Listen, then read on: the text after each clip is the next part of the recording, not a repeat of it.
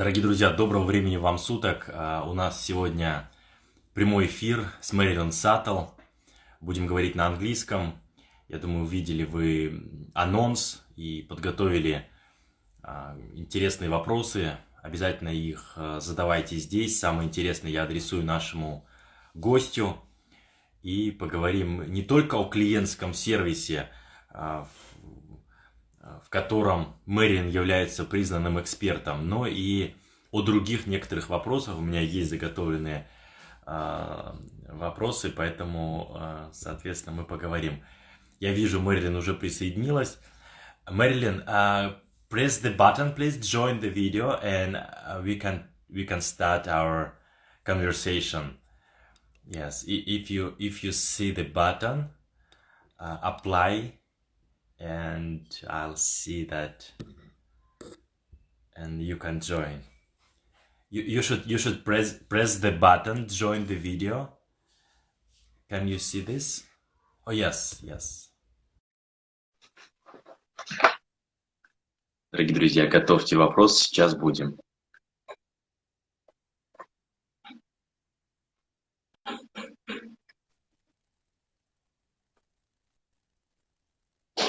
Hello? Hello. Let me get my camera turned on. There we are. Hello. Yes, now we can see you. Thank you very much for your time. It's very nice to see you here. How is everything with you? How do you deal with this situation that's going on in the world? Well, we're in Michigan. I'm in Michigan, and we are really next to New York. We were having a really, really tough time over here. So I'm helping my clients learn how to do virtual meetings and stay connected to their customers through all this. It's really challenging. Right. Marilyn, I would love to introduce you to my followers because some of them are going to watch our video in YouTube. So we are talking with Marilyn Suttle, is best-selling author, conference speaker, customer experience expert. Marilyn, and could you please tell us a little bit more about yourself and what do you do? How did you start?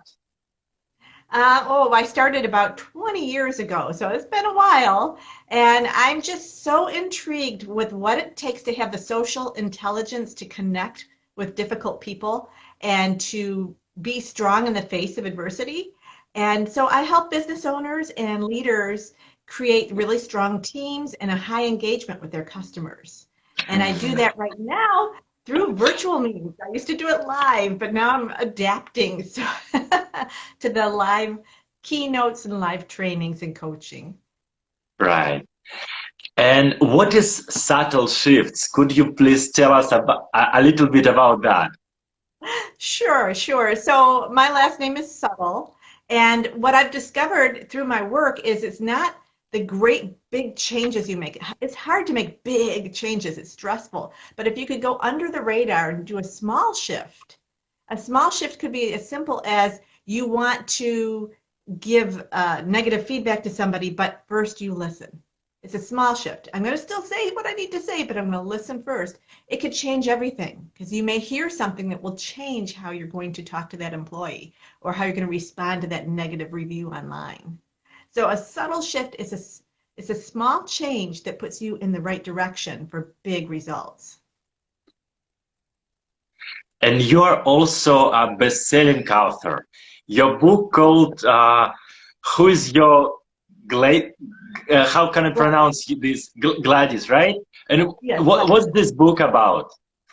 Okay, so we all have a person in our life, a customer, a boss, a coworker who makes it difficult for you, who it requires more of you to keep that relationship strong.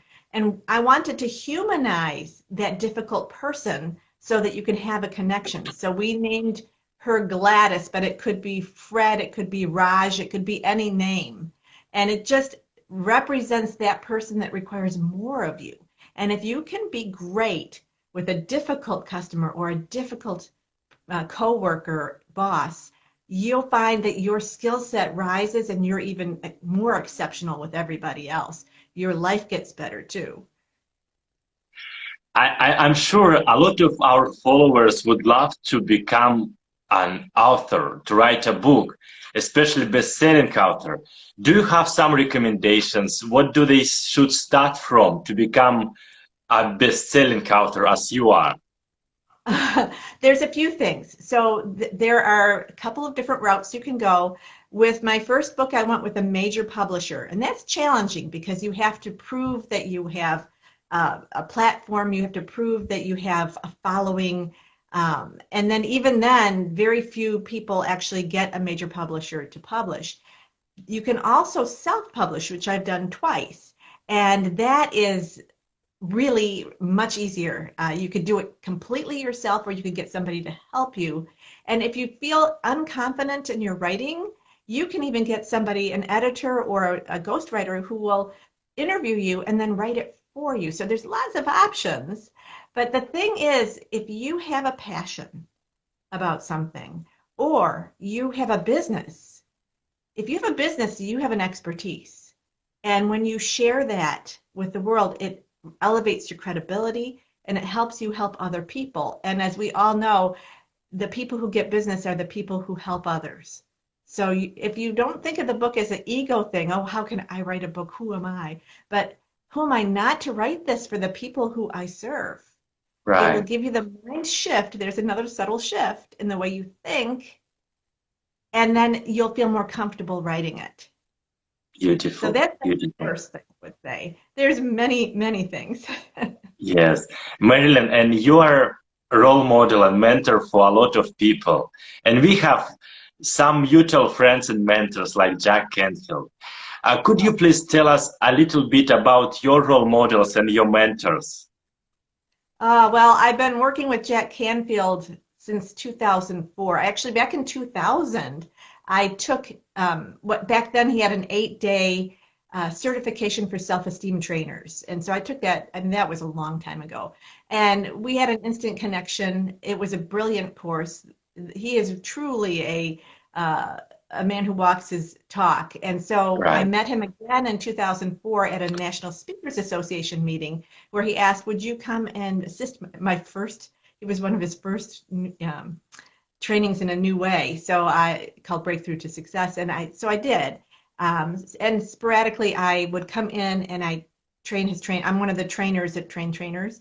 So Jack Canfield is definitely one of my top mentors, but I have others as well.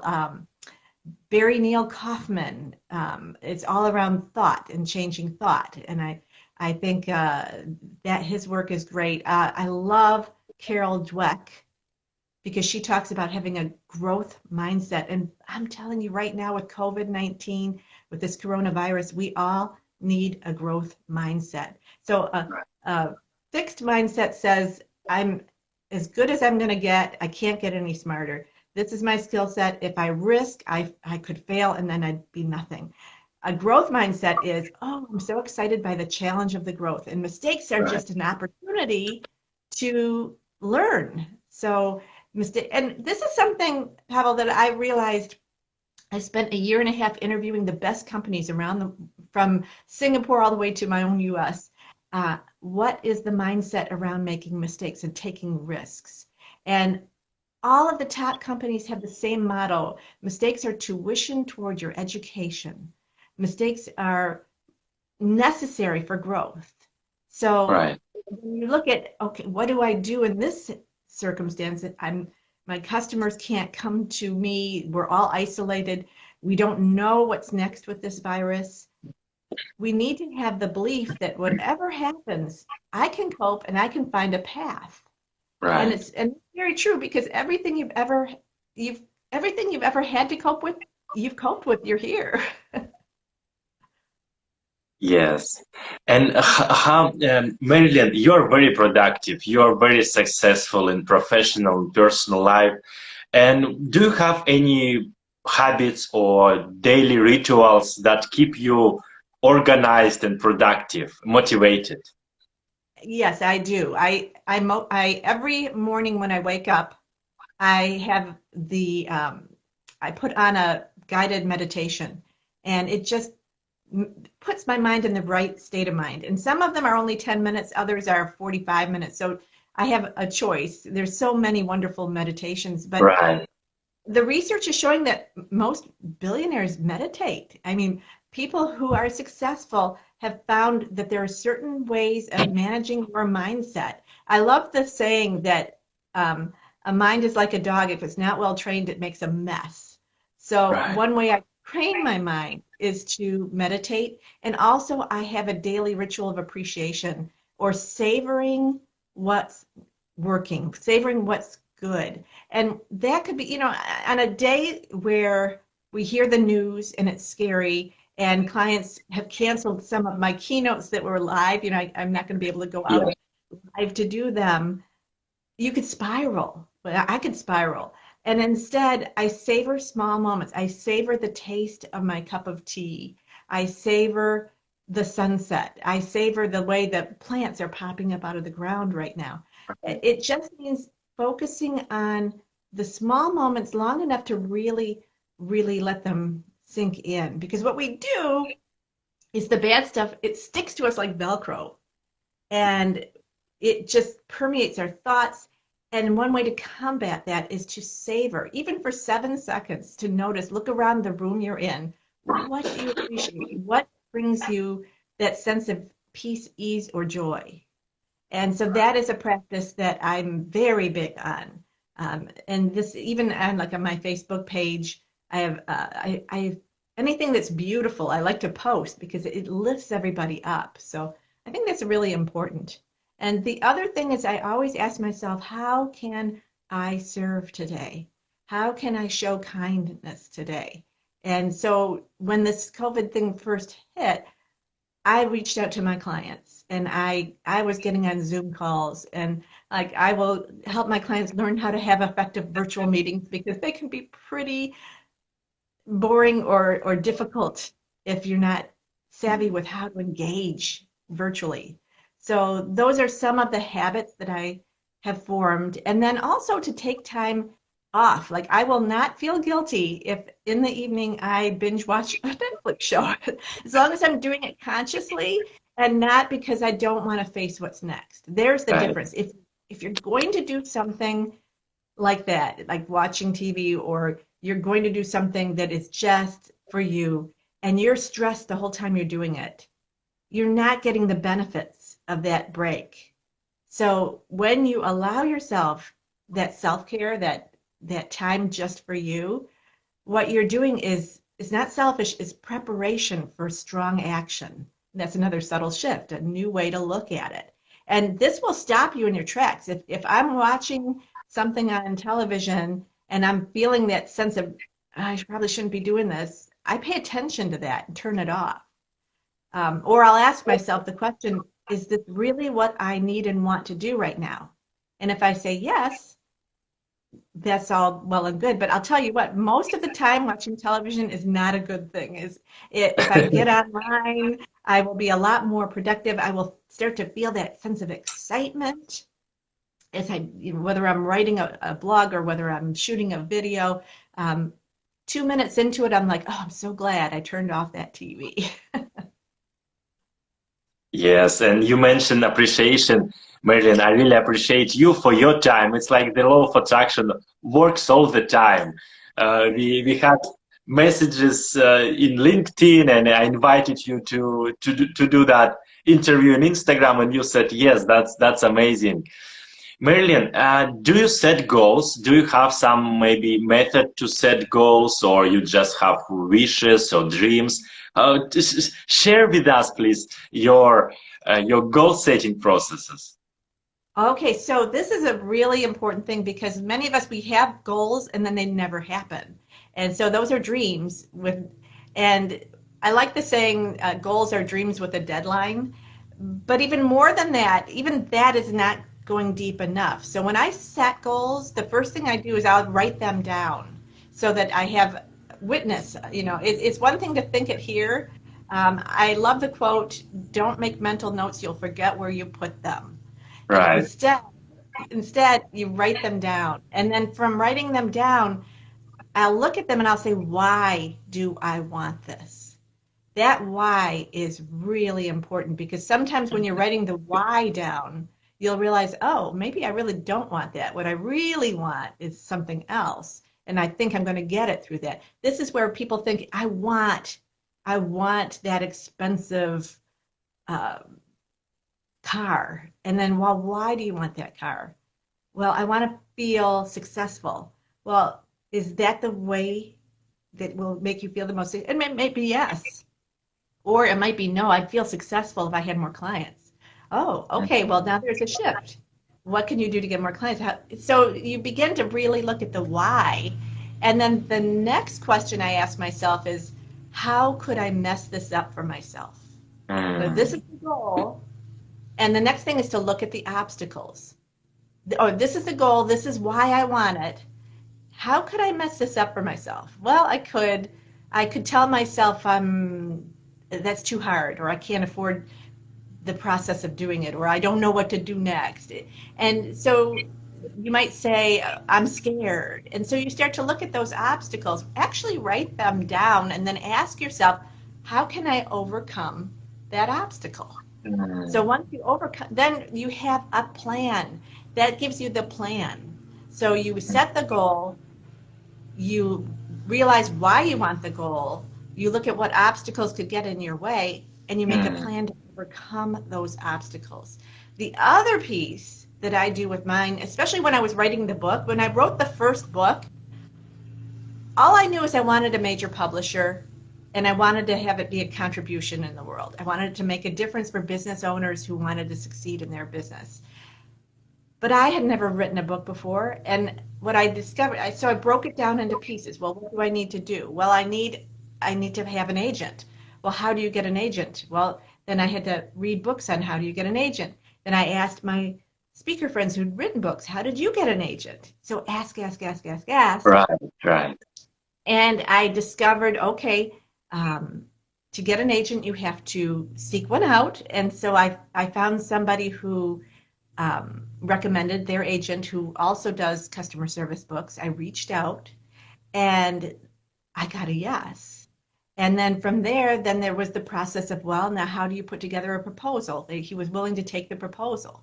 So, we put the proposal, like there were little pieces. You break it down into the little pieces, writing the proposal, writing a chapter to get your voice. I started a blog with my co-author, and we found our voice through the blog, got our confidence, got books on how to write a book proposal, found an agent, and then the agent sold the book to the American Management Association's publishing arm. So then we had to actually deliver on it. So how do you approach someone like Singapore Airlines and ask for an interview? It could feel overwhelming, but if you break it down into, well, who do I know, or who can I ask, or where can I find out, the answers will show up.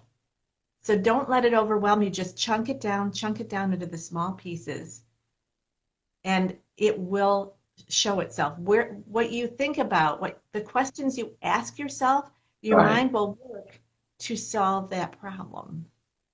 Absolutely. And recently I had a nice interview with John Shaw. He's also in customer service. So if you want, I would love to introduce you to each other. Maybe you know each other already. Marilyn, and you mentioned like mind. How do you work with your mindset? Have you ever had some limiting beliefs or fears? How do you work with them? Because some experts says that 80% is psychology, 20% is mechanic, like in success in general. And limiting beliefs sometimes holding us back. Tell us a little bit about your experience, maybe some tools that helps you to eliminate some limiting beliefs and fears. Oh, I'd love to. And I have a little thing I make. It looks like this. I don't know. Oh, it's going to be backwards on yours. I don't know. Can you see it correctly? Yeah, situation and response. How you respond to it. So the situation might be, I want to write a book, and your response is, oh, I can't write a book, and you're done. Or I want to write a book, and the response is, you start writing the book. You start the process. The difference is hidden. The difference is right there. Oh, yes, belief. That belief. You don't even necessarily know you're believing it because you believe everything Mm, you think. And we can't believe everything we think because we have 60,000 thoughts a day, so the researchers say, and 90% of them are repetitive, habitual right. thoughts. We get in the habit of thinking, and we all have different ones. Some people, they're going to rip me off. That's their constant thing. Or it might be, I'm not good enough. Or it might be, I'm going to do it. I don't care. We all have habitual thoughts that we think. And so when you are able to explore, when you're not liking the responses you're getting, the results you're getting, it's usually because you have a belief that's limiting Mm, you. And I'll give you an example with one of my clients. A client brought me in and I coached this person for a year and a half, and he had a team. And he himself, very successful entrepreneur, grew his business very strong, and he had a very high expectation of himself and his work ethic. And whenever an employee would not meet his standard in any way, he would get very emotional. He would get very reactive and not give them feedback in a way they could hear it. And so this became a problem with his team. So to help him discover his belief and shift his behavior, I was on a coaching call with him, and he said, I'm going to just say Randy. I'm going to tell Randy all these things I don't like, and that means he's being lazy and da da da da da. He was ranting, and I said, well, tell it to me the way you're going to tell it to him, and it would curl your hair. So I said, okay, now I want you to imagine that you're sitting in Randy's seat, and it wasn't Randy, I'm just using that name. You're sitting in Randy's seat, you're looking through Randy's eyes back up at you, and you're hearing all that's being said. How is that going to how is that going to affect his behavior? And this entrepreneur went, I can't do that. He's going to feel defeated. He's going to be angry. He's going to be hurt. He's going to feel like he has to defend himself. Oh, I said, okay, how can you say it in a way that would actually create the results you're looking for? And then it was like a light bulb went off. And so his belief around how to speak to his employees shifted, another subtle shift, small thing, just simply putting yourself in the other person's shoes as they receive what you're about to say completely changes what you're going to say. And that relationship then started working well with Randy and his other team members. And as a matter of fact, it was funny because I even got an email from this person's spouse who said, this is starting to change things at home too. This is great. Thank you. So it's, you change one belief and all of a sudden relationships change throughout your life. So having that success, and these are all principles of success. And I love that saying that principles don't go away, right? Principles, if you throw the principle of gravity, you throw a rock up, it's going to come down here on Earth. There are certain principles that are just universally true. And if you start to live by them, and it will start affecting the results you're getting in your life. wow, wonderful. Marilyn, and you are also a coach. Yeah. Why is it important to have a life coach or business coach? I know our life is too short to know by ourselves, like to know exactly what to do, to know what works in this kind of business. And why is it important to have coaches? I know us a lot of like Olympic champions, all of them have coaches, and but life coaching, what is that, and why is it so important? Well, if you want to grow past your current situation, there's a saying, I think it's Edison who said you can't solve a problem with the same mind that created the problem.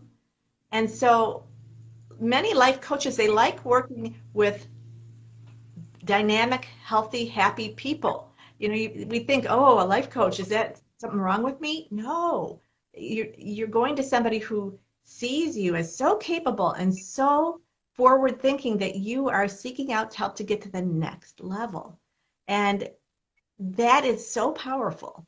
So when you think about, so the first question to ask is, why, what is the stumbling block? What's stopping me from getting a life coach? And a lot of times it's like, well, because it's expensive, or because I'm nervous about it, or I don't know if I could trust that person. Well, there's recommendations out there. And if money is the issue, get a money coach and they'll break you through that boundary.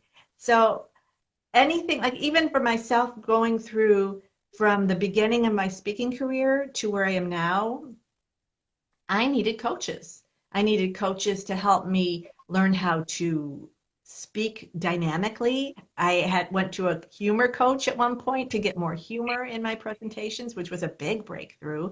I needed a marketing coach so that I could learn how to market my books and my programs. I had a media coach because I did a lot of TV interviews on the news, and how there are very simple things you can do to feel really comfortable and look credible on TV news. And so my media coach helped me with that. So every step of the way to get to the next thing, I needed to find somebody. And sometimes it's not even a hire the coach, but you create a mastermind group with people of different strengths than you. And that worked really well for me. I actually ended up being a spokesperson for a major brand because one of the people in my mastermind group knew somebody who needed somebody like me. So those are the type of things that you've got to, it takes people in your life. What is that saying? It's the books you read and the people you meet that make it changes to you in your life. Right. Yeah. And I also Marilyn. like, oh, sorry. I also like thinking like, what would Pavel do in this situation? Because then Mm, Pavel's very successful. So what would Pavel do here? And so if mm, you need courage, what would that courageous person do? Or if you need financial support, well, what would a financially competent person do here? And right. usually it's reach out, find out, get help. Absolutely. That works very well. I remember Napoleon Hill wrote about that in his classic book, Think and Grow Rich, that he imagined that he communicate with some billionaires or presidents, and that's very well. That's nice. Marilyn, and a lot of people are a little bit stuck and maybe feel not really good and would love to succeed in profession or business or in life. What kind of recommendation would you tell to them? There are a lot of nice ideas you already shared with us and a lot of great thoughts. I have some insights, but maybe some recommendation and maybe some motivation to that people who are a little bit maybe would love to do something with their life to create like masterpiece from it. Well, as you're saying that, I remember doing a keynote speech at a it was a volunteer thing. It was for a community. And so I went up and I talked about serving. Like not that wasn't a customer service presentation, but we all serve. We're all people who serve and support others in our life. So it was about that. And I had a woman approach me after the word and she said, "Oh, I would love to be successful, but right now I'm raising 5 kids and it's just me, and I have no time for the things that I have a passion about." And I said, "Well, what's one of your passions?" And she said, "Oh, I want to be a photographer. Oh, I would love that. But I have no time to make that a business." And her kids were like from age 1 to 7, like she had little ones. And I said, "Well, what are small things you can do in short bursts, like 10-minute bursts?" And we started brainstorming. She could watch YouTube videos on how to be a photographer. She can get photography books. She could write down on a journal the kind of photography she'd like to take, where she'd like it to go. She could create a whole story of her future. She could learn all the pieces and parts of cameras that she needs to learn. She could start taking pictures of her kids. We had this list, and at the end, she said, "Oh my gosh, I could start my career right now." And she was so lit up. It's inch by inch, it's a cinch. Yard by yard, it's hard. That's not my quote, but it's a very true one. There's small little things you can do every day to bring yourself there.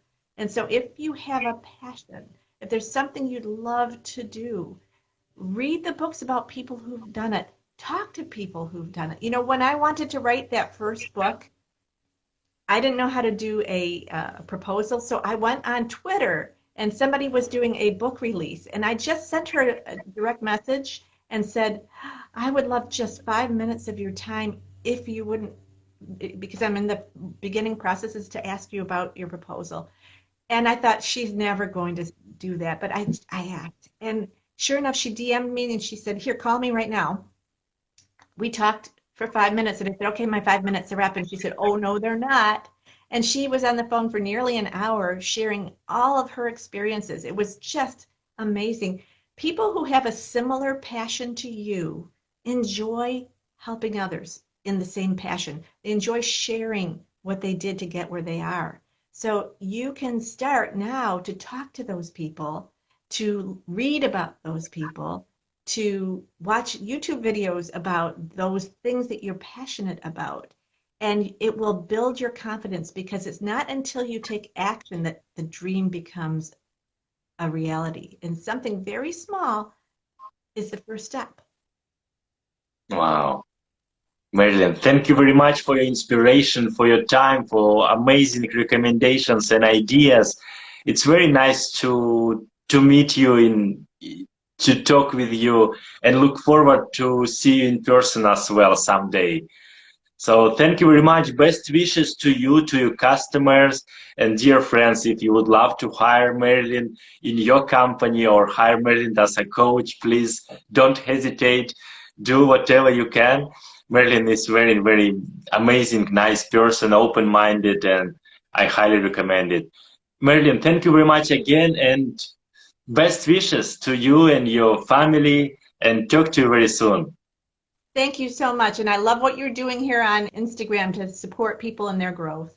Take care. Thank you. Thank you. Bye.